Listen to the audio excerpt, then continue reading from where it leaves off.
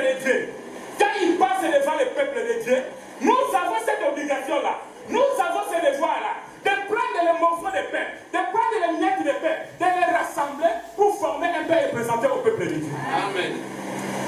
Alléluia. Amen. Et quand je parle des morceaux de pain ici, je parle des Écritures.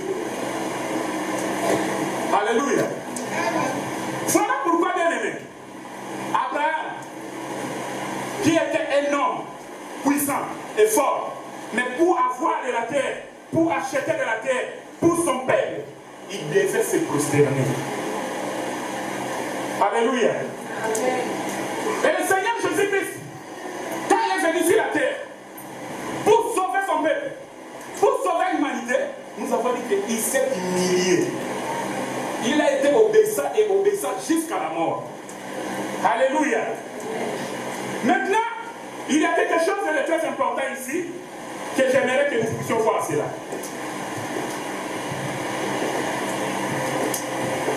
Moïse refuse, Abraham refuse la gratuité.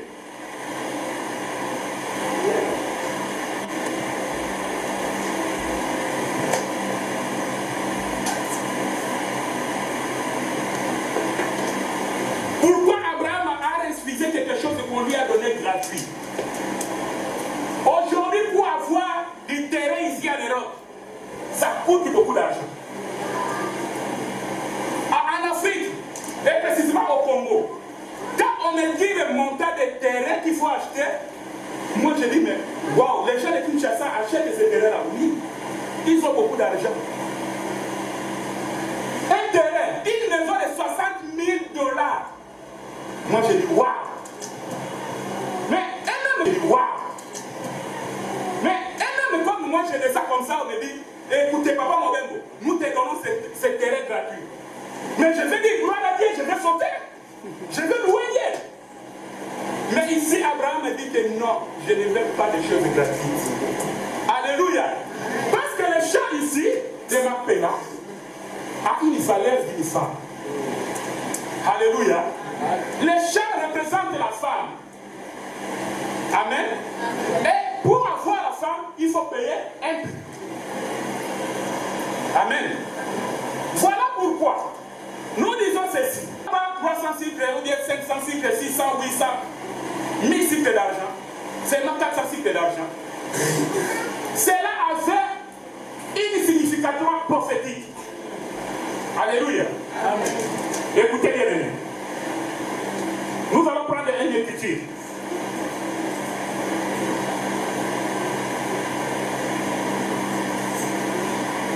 Genèse chapitre 15, versets 13 à 16.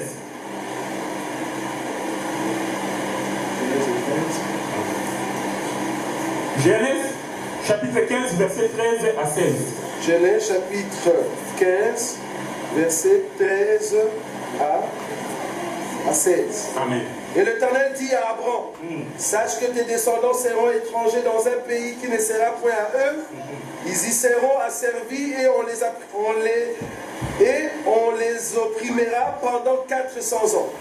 Mais je jugerai la nation par laquelle ils seront asservis et ils sortiront ensuite avec de grandes richesses. Toi, tu iras en paix vers tes pères. Tu seras enterré après une heureuse vieillesse. À la 4e génération, ils reviendront ici car l'iniquité des Amoréens n'est pas encore à son comble.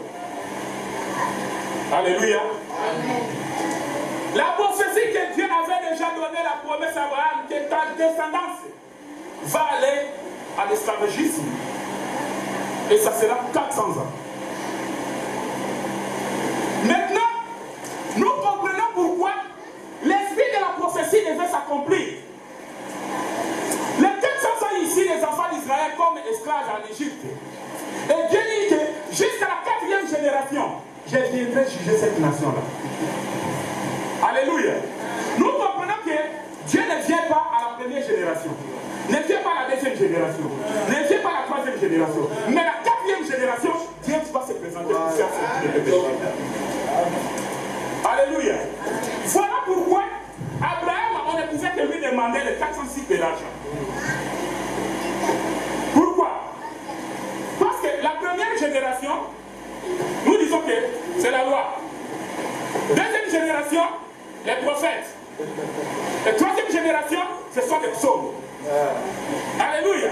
Alors, après les trois générations, à la quatrième génération, parce que Jésus, c'est l'homme du quatrième jour. Il va se présenter. Alléluia. C'est le soleil levant. La lumière du premier jour, qui a pris le corps le quatrième jour. Et dans sa marche, il ne pouvait que venir sauver les enfants d'Israël à la quatrième génération. Alléluia. 400 cycles d'argent. Docteur, il est utile, s'il vous plaît. Bientôt nous allons nous arrêter ici. Et nous continuerons prochainement.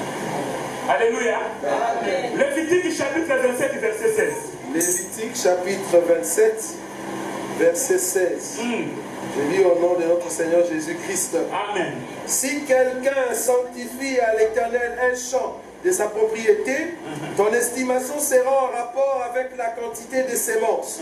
50 cycles d'argent pour un homme de sémences d'or. Alléluia. Écoutez, nous avons dit que Abraham a acheté ces champs. Tout ce qui se trouvait dans ce champ-là, et la caverne, et les arbres, tout ça, appartenait maintenant à qui? À Abraham. Or, les champs, c'est une femme. Et par là, nous comprenons aussi que Joseph, qui n'était pas le père biologique de Jésus, comment il est devenu le père de Jésus-Christ? Le Seigneur Jésus-Christ, quand il vient, il ne peut que venir à troisième et quatrième génération. Parce que Jésus-Christ est né de Marie et de Joseph. Alléluia. Or, Marie était de la famille de Lévi. Joseph était de la famille de Judas. Et le Seigneur Jésus-Christ, j'aime ça parce que quand il va venir, le Seigneur Jésus-Christ va changer les choses. La sacrificature qui appartenait à une seule tribu, il va prendre cela, il va donner à une autre tribu qui n'était même pas citée par Moïse. C'est la tribu de Judas. Voilà pourquoi, quand Marie, Joseph se marie avec Marie, c'est-à-dire tout ce qui appartenait à Marie appartenait à qui? À Joseph. Alors, Jésus, étant que les fruits des entrailles de Marie, voilà pourquoi Jésus est devenu le fils de Joseph. Yes. Alléluia. Est-ce que vous me comprenez bien? Alléluia. Dans la lecture que nous venons de lire maintenant,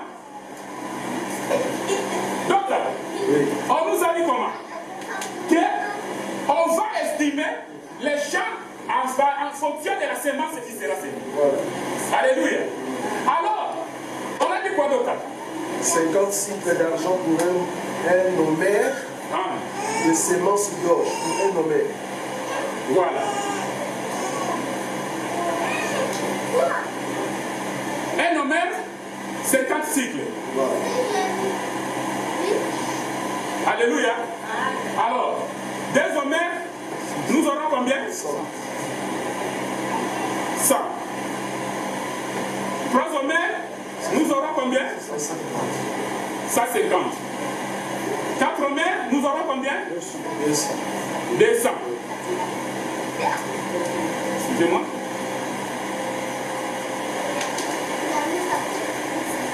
5 homères, 250. 6 homères, 300. 7 homères, 350. Et 8 homères, 400 cycles d'argent. Alléluia. Pourquoi? Parce que c'est la valeur de l'estimation de la semence qui sera dans les champs. Parce que vous l'avez sanctifié pour l'éternel. Alléluia. Alors, ici, nous comprenons que quand on dit qu'un homère coûte 50 cycles, Pour arriver à 400 cycles, alléluia, nous devons avoir au moins 8 domaines.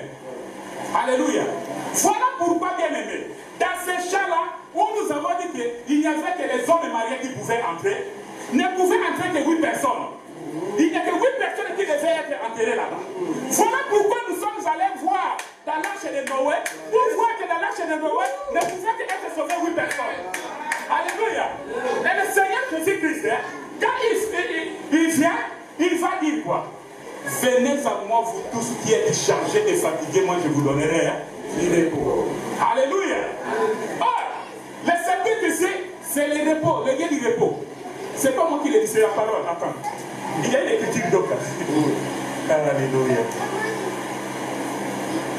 Je ne sais pas si je vais les retrouver.